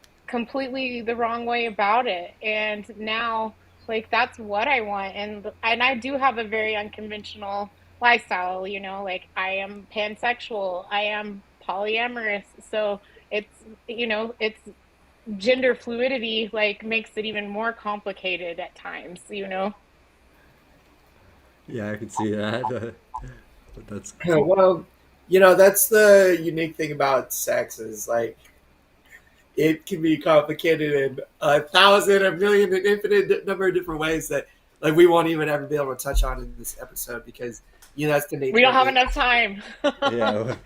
We're You already know, going we'd be pretty talking long. forever. We'd be talking until next Tuesday, and then some. But the thing about it is, you know, how you feel about it personally, how you individually experience it. I know Olivia mentioned in the comments earlier um, about sex therapy, sexual surrogacy.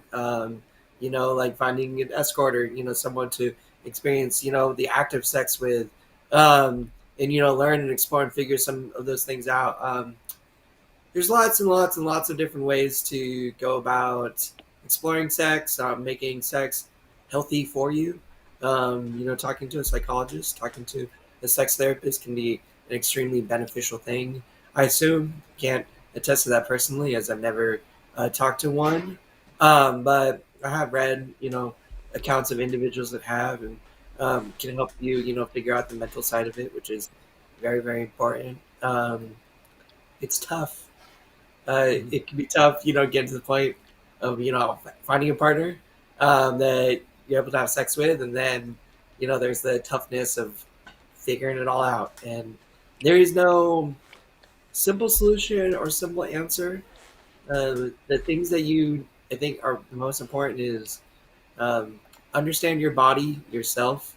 You know, hopefully you'll be able to communicate some of that to your partner effectively. That can be really helpful during sex. Make sure to keep yourself safe. And that means be aware of things like AD and stuff, but Yeah. also like things like pregnancy and transmission of sexually transmitted diseases can still happen, you know, even if you're disabled.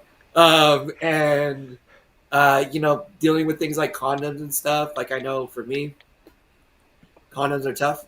They like limit this stimulation a lot, so like maintaining like a reflex erection can be difficult. You know, like using a condom. Always got to be very careful and consider all that stuff during sex. You know, just because that's the nature of it. You still need to pay attention to all those things that affect everybody else. Just because you are, you know, spinal cord injury doesn't mean you know that stuff is different for you. It can be, not the transmission of diseases, but you know, in terms of ejaculation and ability to, you know, make someone pregnant and stuff, that can. I don't know. I feel like that's important to talk about for a second, maybe. I know this is gonna be a long episode, you guys. The main reason I bring it up though is because I don't know. Shout out to my mama. Now, guys, like, oh, this is weird talking about sex. Why bring up your mom? Because when I was 16 years old, she had a conversation with me about that. It's like very common for men, longer term spinal cord injury to have fertility issues. They think it's because we're sitting all the time, like the extra, heat pressure around our huevos might, cause some issues in the fertility department. Whatever the specific reason is, it's a common issue for guys with SCI. Now my mom talked to me about like possibly like freezing like sample of like my sperm in case I ever want to have kids in the future. I was injured in my adolescence, so I was already 10 years into my injury when like the sex thing came up, and she had the conversation with me just to make sure I had the opportunity to possibly do that one day if I want to have kids. I'm very, very grateful for her for, having the courage, have that conversation with her teenage son, because it was a weird conversation, like it's, an odd topic. But it is something to be mindful of if you are planning to have kids in the future. Um, Something to talk to a fertility doctor about, it can also just be more, an easier process sometimes using a process like in vitro fertilization, but we could do a whole episode on that, and we probably will in the future, talking about the possibility of having kids for, men and women after injury. But, it's a main function of sex is, to make more people, right? So it's something that I just wanted to touch on briefly. Um, I hope you are able to have that conversation with your doctor if it's something that you think might affect you in the future. It's a conversation you should have. And yeah, that's what I got to say about that. No, that's a good point. Yeah, dude. And we can definitely do like a fertility show, probably just on a lot of those other little side stuff, like your freezing and stuff, all that, all those options. But Now, since we are going a little long, I'm kind of thinking we should get. I kind of promised everybody like at least a quick little story time at the we end got some here. sexy stories for you guys. Uh-oh. Pew, pew, pew, pew, pew. Let's go. Oh yeah, where's my DJ horn? All right. um, so I'll just start. I can maybe do a sex one after, but there was one that we were talking kind of about earlier about sex toys, and Tom's talking about having to hide his toys different places and stuff. So early on, I had the same issues. Like it's really hard for a quad. Like I can't put something deep into a drawer or under something. Like I need access to whatever I'm using. So when I had first got that Ferdy Care vibrator, I was still fairly not that independent. Like I couldn't do a whole lot. So I had it just tucked like right on the corner of my bed.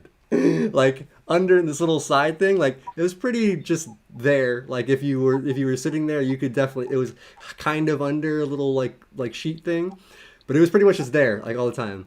And I had some friends come over. One of my like best friends I grew up with, Eric, and he brought some other friends that like I didn't even know that well. Like they're like friends he had like just were in the area, we're hanging out. And Eric leans down and puts his elbow on it, and he's like, "What's this?" And picks it up.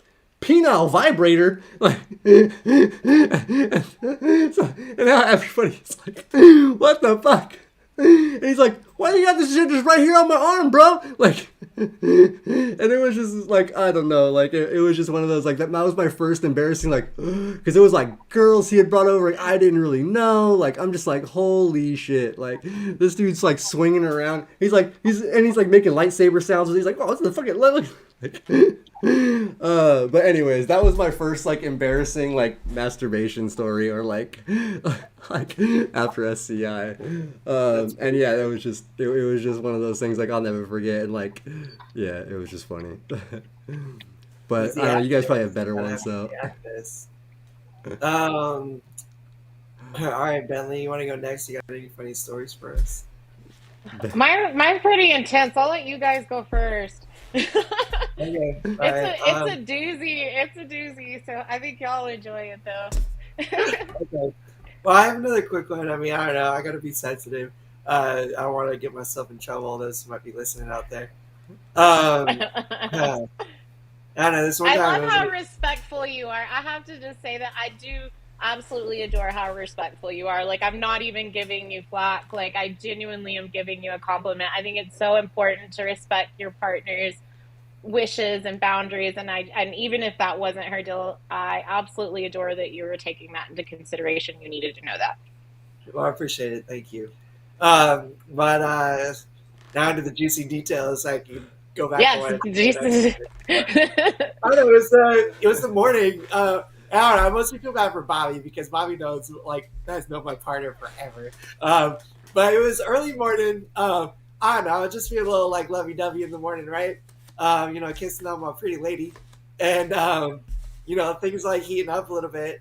And this was like when she had a smaller bed, and we would sleep funny. Like it was basically like a little bit bigger than a twin. Now I would park my chair like alongside the bed, and she would park her chair like in front of mine, and we'd make like kind of extend the bed out long ways, and we'd sleep like not lengthwise but like horizontal on the bed, just extend it a little bit. And so we, both like sleep together, have room for my legs or whatever. She's got a bigger bed now. Things are a little bit easier, but this is the early days.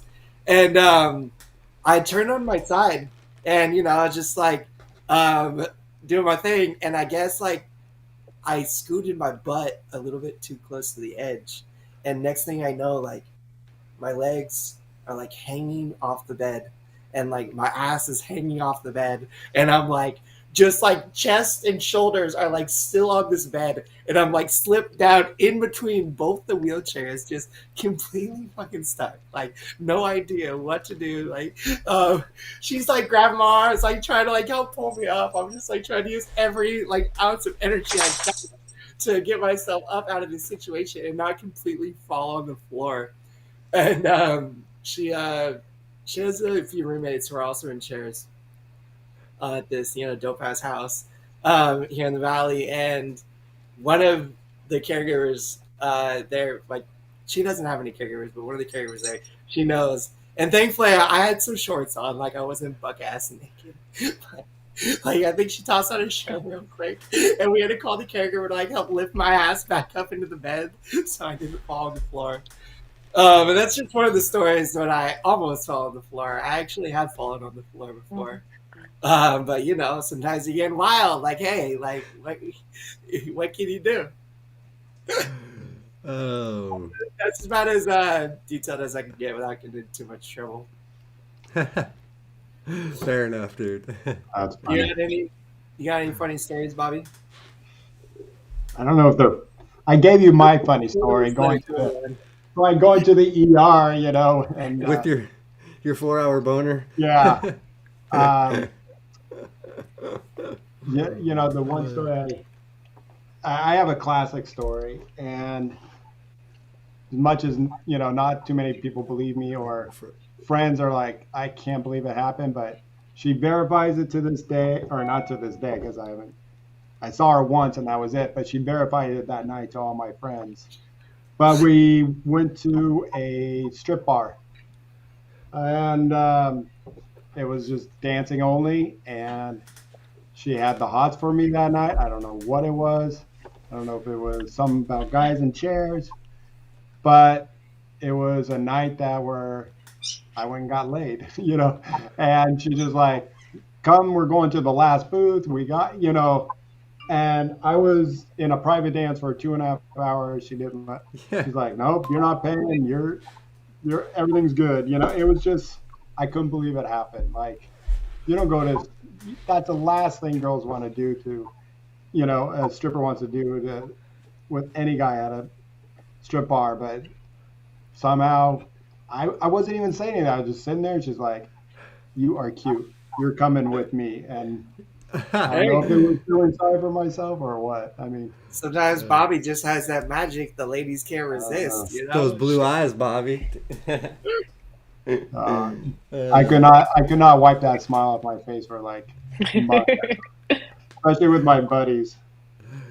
Yeah, you were probably the man for all your buddies. Like, oh man, I remember like my sore cheeks the first like day after I hooked up with my lady. Like, I think I like went home like way late the next day, and I was just like my cheeks were so sore because I was smiling the whole way home. That's awesome. All right, Bentley, you're up. My story's not mild at all. Just like buckle up. So whoever's listening, like I'm not going to be very graphic, but I'm going to be Okay, so You're I Sorry, have go. like No holds barred. I I have like participated in like group things like, but I did not actually have my first threesome until I was post injury, which is crazy to think about. And so let me give you a little context about that. And again, like I went and I was working at a strip club. I didn't know if I got to like elaborate to you guys, but I worked the admission. So I was the person that took the IDs and like the cover charges, and I made like stupid money, but I was hanging out with a bunch of dancers, and I myself used to be a dancer back in the day. I've like have been in the industry for a long time. I'm comfortable. Like so um I'm 34 now, and I had never ever been with anybody younger until I was 31. 30 was whenever I decided to be with a younger person, and he was 21 at the time. I call him my snack pack. We are still close, and he's in my life. And so my little snack pack and then my little she snack pack, we like they used to date. It was like a whole thing. It was weird, but we were all partying at my house one night, and I was having a party like, and I was highly intoxicated, and like I'm very easily impressionable, and my hoo-ha gets entirely too friendly. Like it was just going to happen. Like it was like, all right, we're partying, we're raging, and they're like, let's do this. Da, da, da, da, da. And I'm like, I have people here at my house, so like, and I have a teeny tiny house. Like it's like 500 square feet, and there's people partying. So they're like, we're gonna go feed homegirl's dogs, and they grab me and fucking put me in the van. Like he has a van, and they leave my wheelchair at my house. So they fucking load me in the van, and like we all roll down to like the street and park like literally like 4 blocks away, and have this like encounter in a van, which is like even creepier. It's like, and it was like at the time, like a creepy rape van just fucking parked down the street from my fucking house. And like, and I like, and again, like it's a 21-year-old, 23-year-old, like the like my little snack packs. I'm like, what the fuck is going on like this time? And so, like you do your thing, and like we come back to the party, and like you try to play it off, and it's like absolutely 100% obvious, like exactly what just went down. And I gave like the little summary version, but yeah, that was like one of the more wild experiences that has happened like post injury. And Now, it just go ahead. What? I was gonna say, you bring up something that like I've thought about a lot. Like, so they took you out of your chair and put you in a vehicle, and then presumably drove away from your wheelchair. Yeah, that's scary. No, Like, left my wheelchair at my house. Like That's Yeah. that like has always scared the shit out of me. Like, especially like if it's relatively like if I was like someone I had like not known that well. Like all right, they only had like one of those hookups where like I we knew didn't know them, each other but that yeah, well, but I like got out of my chair and she moved my chair away from the bed, and like instantly I just got kind of nervous. I was like, look, like wait, like I'm like stuck without that thing. Like I'm like totally like vulnerable and like helpless out of my freaking wheelchair. And hey, that might be all right sometimes with the right partner, but in that particular instance, like the hairs on the back of my neck, I was like, oh, I don't know if I feel so good about that. So like that didn't I freak was you out at all? faded, like not I no I honestly do things like that pretty frequently. Like I'm really pretty reckless. Like I will be transparent about that. Like I do a lot of things that are very questionable, especially to our SCI community. I get a lot of flack for some of the things that I do, and I have a very fun, exciting life though. Like I've made a bunch of stupid mistakes, and like I am a reformed drunk hoe. Like I will 100% like admit that. Like I'm in recovery.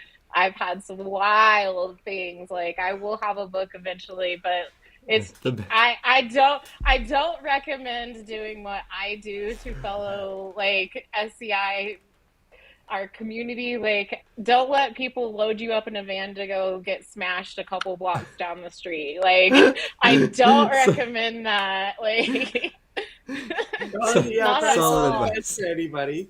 Like that's funny though, because I've been there too. I mean, shit. I was just talking to, some guys about it the other night. I like went out with some buddies and we like partied like it's like 3 or 4 in the morning, and I had to roll a couple blocks back to my hotel, and like they were like, "You good?" And I'm like, yeah, man, like I've done way, way more dangerous shit than I'm this. good. Like you have no idea what kind of sketchy shit I've done like in the past. Like this is pretty tame, considering. And that's part of life and living a little bit. That being said, don't like recklessly go out there and put yourself in harm's way and hope everything turns out. But I'll tell you what, like I learned a lot from those experiences, and like I've done some dumb shit in my youth, like just like most people have. But I'll tell you what, like I don't regret any of it because I came out the other side, functioning and a better person because of it. Like having learned some along the way. That being said, everything I said stands true. Um, Make sure use your best judgment, keep yourself safe. You don't want to put yourself in a really bad situation, but also sometimes you gotta be willing to take a little bit of risk.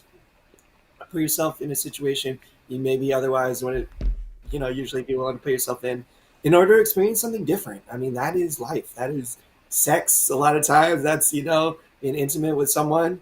Is getting outside your box, getting outside your comfort zone, and trying some things out. And like risk is okay. Like just you gotta measure it and make sure like you feel good and you feel okay. But that's like a lot of this is like getting out of your shell a little bit, forcing yourself to, because we're comfy in our shell and it's cozy, and like sometimes people can come into that, but sometimes you gotta walk them out for the camel and put yourself out of like your normal circumstance and into something else. And I'll tell you what, it can be a very rewarding experience if it comes out right. um, but you can also, if you're not using good judgment, things can be pretty tough too. I always worry about, I don't know, the age of online dating is sketchy and scary to me, and now I don't I like gotta don't worry about that. participate in that. Like I won't. It wasn't like I got in a van with a stranger. It No, was somebody that absolutely. like Yeah. No, I it was someone absolutely that will you not still do have a anything relationship like that. with. Like that's No, very and different. she, like we all were in like I call them situationships, whatever. Like we were like it is what it is, but I didn't just get in a random person's van, like and Yeah. But like hey, don't get it twisted. We're homies. We're still homies. Like context is everything. Okay, like like Bobby's story sounds kind of crazy too when you think about it. But hey, when you're at a strip club and the stripper's vibing on you, and she's not charging you anything, shit. Sometimes you got to get a little Man, wild. you just got to we go. might we might have to all come back on for more strip club stories because I know. I will bust out the bands. I'm like, come over here, sit on mama's lap. Like we could have some fun stories. Like I bet you were so much fun at the strip club, Bobby. Like, oh, I love to make it rain. That's Yeah. The best one that we did have is me and my buddy. I mean, you just didn't expect it, but in Vegas, we got there, I don't know, 10:30 at night. And the funniest part is getting home and pulling into his mom's driveway. She lived in Vegas, and she's coming out in her robe to pick up the paper, and we're just laughing our ass off. And she just looks up at us, and she's just like, "God, you guys." And I mean, that's how long we were at the strip bar. I mean, it was just, oh man, it was just crazy. And I um, just couldn't believe how many times that girl got him to go to the ATM to change. I just sat there and drank most of the night.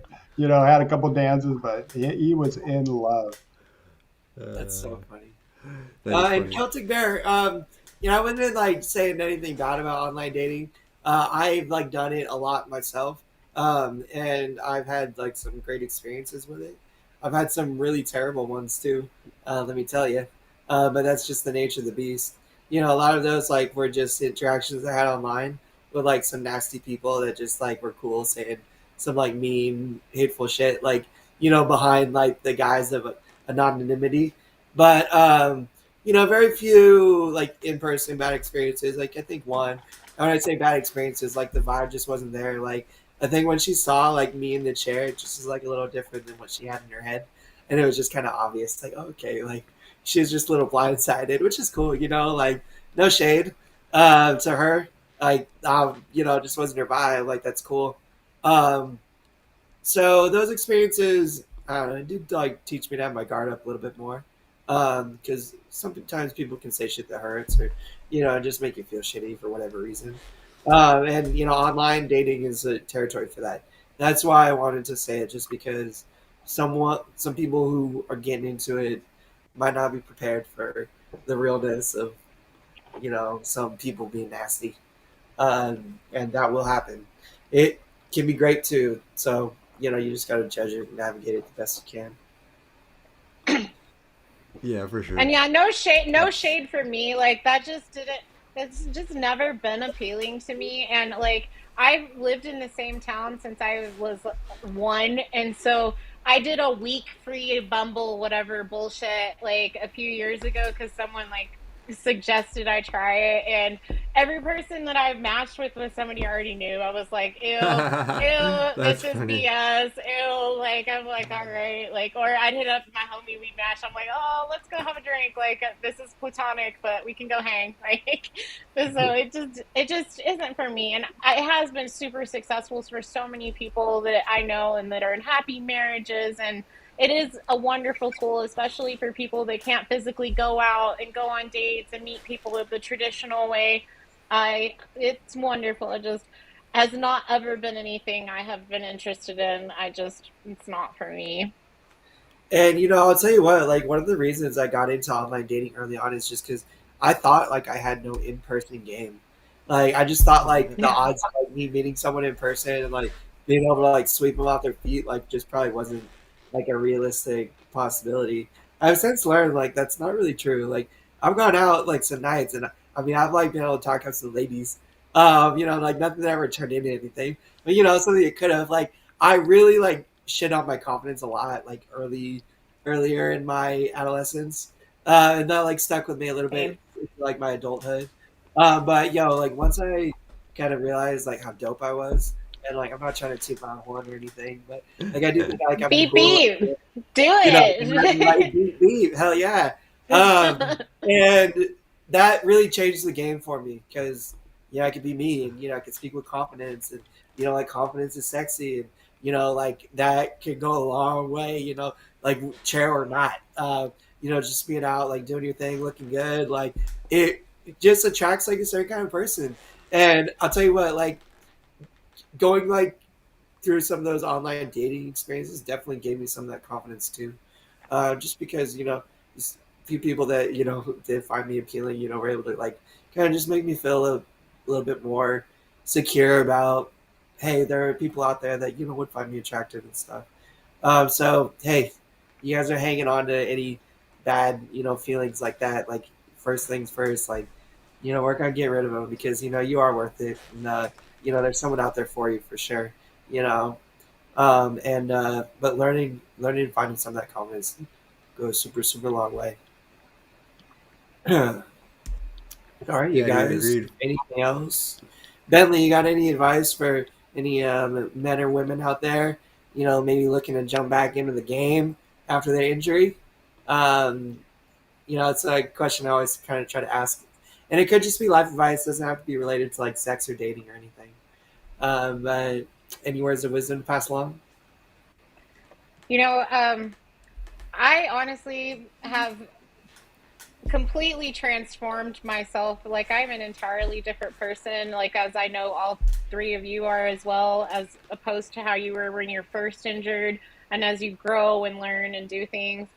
I wish I would have really taken the time to deal with my inner traumas and things like that, and taken the time to deal with all of the psychological things that I should have prior, um, there were a lot of things I just never dealt with, and you have to sit with your feelings. And I've shared with this many times. Clearly I'm very transparent. I have always been wild, and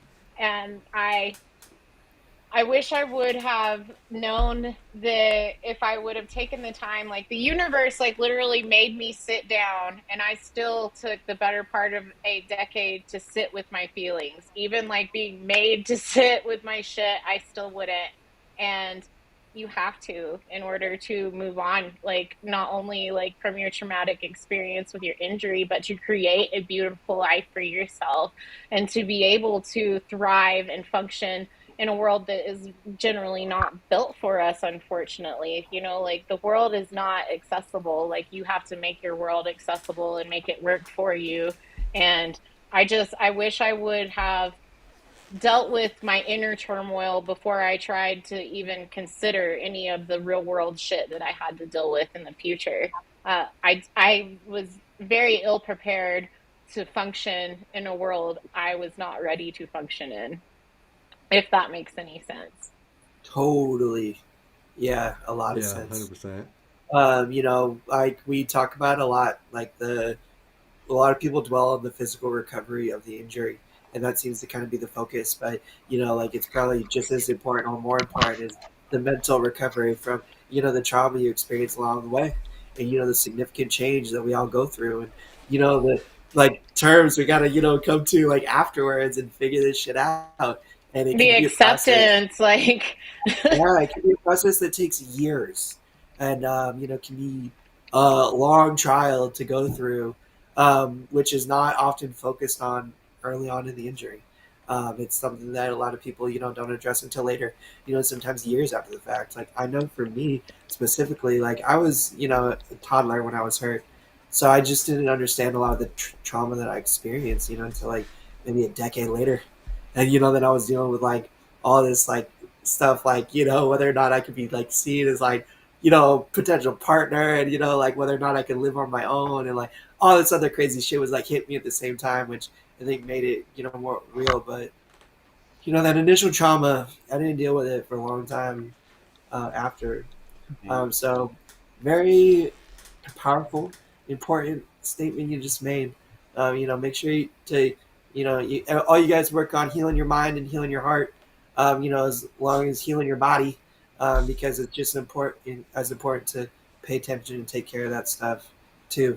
And remember, like y'all are sexy ass men and women and everything in between that happen to be in chairs, not sexy wheelchair people. Y'all are sexy people who are in chairs. Like carry that forward. Like don't let the hey, disability like define you, or like don't let that be your identity, because it's not. Y'all are just some beautiful sexy ass people Yeah. who are dealing with some extra baggage just like everybody else got in different ways.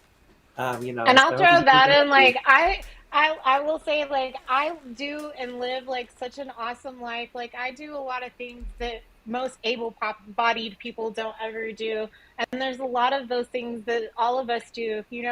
Like it's how you look at the situation. Like mindset is everything, and I will say the last thing that I would want to incorporate the importance of is have a healthy balance between the four elements, as far as you need to work and be right for your mental health, as you addressed, your emotional health as well, and then your physical, and also have some form of spirituality, like some form of searching for hope and faith, like whatever your religious or your spiritual beliefs may be. Having to have a healthy aspect for all four has been what has made my recovery truly catapult onto the next level. Like becoming healthy on all aspects has even made my body physically healthier. And it's just so important to incorporate all of those aspects into your healing, not just the physical, like you said. Absolutely, super true. Bentley, you're dope. Thank you so much for joining us today and talking Very about Thank some you cool. for nitty having gritty. me. We really Awesome. appreciate everything you shared, and all your stories and stuff. You're awesome. It was great having you on. Shawn and Bobby. Yeah. Bobby, thank you so much for being back. We missed you, bro. Yeah, Love you, miss man. you guys. Glad to be back. Thank you for having me. I always enjoy coming to the show. Yeah, Absolutely. for And sure, Bentley. for We really everybody out appreciate you there, coming. I know we got 27, 28 people in the viewing right now. Make sure we got 27 likes on that video at least. Go and smash that like button. Go and subscribe to the channel if you haven't, and make sure to hit that little notification bell next to the subscription button so you get notified when we go live. Because you don't want to miss it. It's gonna be great. Me and Shawn, I think we'll be back Thursday. That's like the tentative plan for a little bonus episode. We're gonna be talking about Cali Vibes Reggae Fest and partying all weekend long and the wild antics of me and Shawn and another quad home we got up to this weekend.